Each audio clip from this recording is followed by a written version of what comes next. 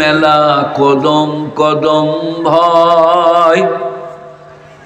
বুড়ো বয়স আর হবে না, তবু শোনাচ্ছি। ভুবন জুড়ে রূপের মেলা কদম কদম ভয়।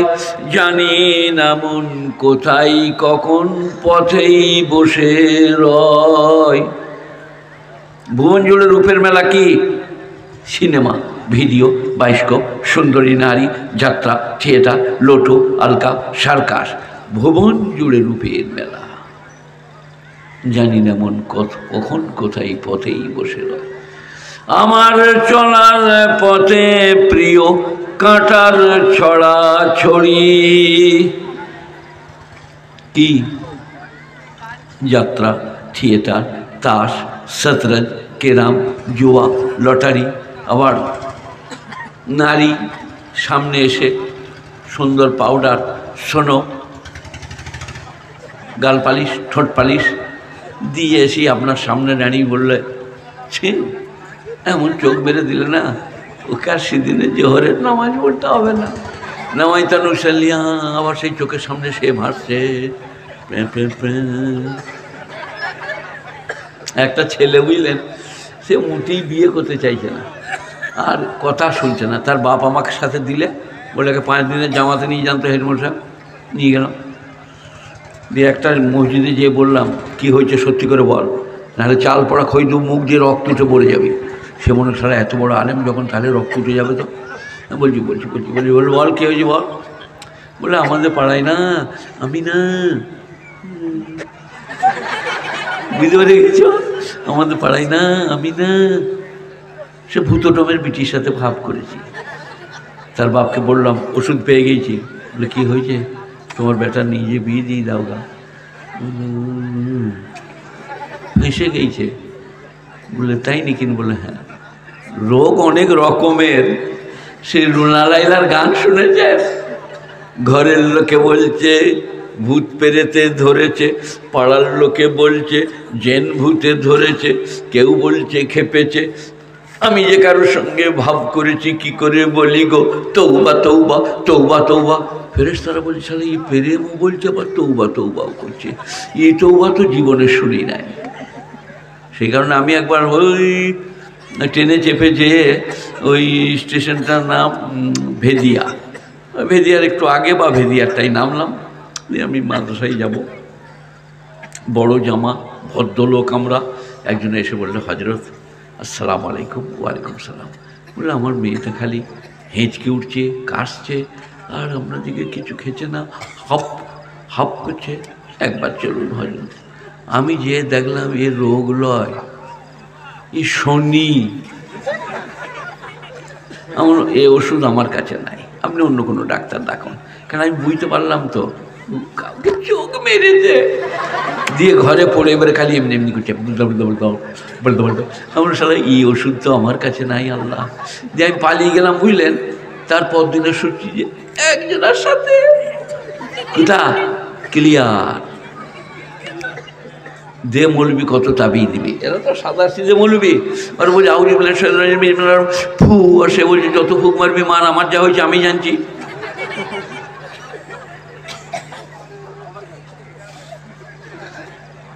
তা জানতো রেহাই নাই। হ্যাঁ, সবাই আমার কথা বুঝতে পারছেন? ভুবন জুড়ে রূপের মেলা কদম কদম ভয়। জানি না মন কোথায় কখন পথেই বসে রয়। আমার চলার পথে প্রিয় কাঁটার ছড়া ছড়ি, আর পারিনে সামলাতে মন তোমার পাই পড়ি। তোমার প্রেমের পীযুষ পানে ধরার বুকে রস। মাটি খুঁড়লে কি বেরোবে? পয়কা দন্ত নয়। তোমার প্রেমের পীযুষ পানে ধরার বুকে রস। তোমার গুণের কিরণ গুণে গুণীর যত যশ। যাকে তোমরা গুণী বলছো মানি সম্মানী, আল্লাহর গুণের ছটা তোমার গুণের কিরণ গুণে গুণীর যত যশ। তোমার রূপের আবির মেখে রূপের অভিমান। আয়না যখন দেখি নাক ভরু ঠোঁট আজকে চোখ বেরো দেবো যাই হবে। তোমার রূপের আবির মেখে রূপের অভিমান, নিখিল জুড়ে যেথাই দেখি শুধুই তোমার দান। সাগর বাতাস ঢেউয়ে বাজে তোমার মোহন বাঁশি, নীল আকাশেই তারাই চাঁদে তোমার মধুর হাসি। লতাই পাতাই ফুলো রাজে তোমার মোহন রূপ, নিখিল মনের বুকে জ্বলে তোমার প্রেমের ধূপ। কার লেখা? মৌলানা তাহের সাহেব রহমতুল্লাহ আলাইহি, সিদ্দিকুল্লাহ চৌধুরীর শ্বশুর। উনি আগে মল্লিক বাজারে থাকতেন কলকাতা। আমি যেতাম, আমার সেক্রেটারি বলতো কোরআনের তফসির আনুগা বা এই কাজটা পৌঁছে দাও। তারপরে উনি যখন আমার পরীক্ষা নিলেন তখন উনি আমার ওস্তাদ। এই মারা গেলেন। আমাদের বর্ধমানে মিটিং ছিল জামিয়াতের, আর সেই দিনে উনি মারা গেলেন। তো গুণীজনেরা জ্ঞানীজনেরা একবার ভাবো, যদি ফুলার মহলা হতো গেলে দিতাম, যা পুঁজ বেরিয়ে গিয়েছে ঠিক হয়ে গিয়েছে। এটা ফুলার মশলা নয়। এ ভাই আমারটা শোনো। কে বললে খাও না খেয়ে আসবা? কে রে? হ্যাঁ, ওনাকে ডেকে দাও এখানে। হ্যাঁ, ছেলের মোজ বেললে আবার বিয়ের কথা বলতে হবে। সে কত জুনাকে ধরে নিয়ে চলে আসবে, যাকে ভোগ লাগবে সে চলে যাবে, এলান চলবে না। তাহলে আমাকে উঠেই দাও। হ্যাঁ, ভুলে গেলাম কি বলবো বলছিলাম। না, এটা উচিত নয়। তোমার বড় লোক আছো, যা আছো, কিন্তু তুমি একজনকে চাপিয়ে দিয়ে বলছো যারা খায় না খেয়ে আয়গা। এটা না, আমার কথাটা আপনারা কি বলছেন? যার মোজ বেরুবে তাকে বলতে হবে যে বিয়ে কর না। সে কতজনকে ধরে নিয়ে ঘরকে চলে আসবে। ভাত ভাত ভাত যাও তোমরা খেয়ে লাও, কমিটির লোক। এই কি বলছিল মনে পড়ো তো? না, এই আবার বলছে সভাপতি, আবার বলছে মাটির নিচে রড। সে তো কালকের কথা, ওই দিনে তো মরে গেছে। ওইটা নয় না,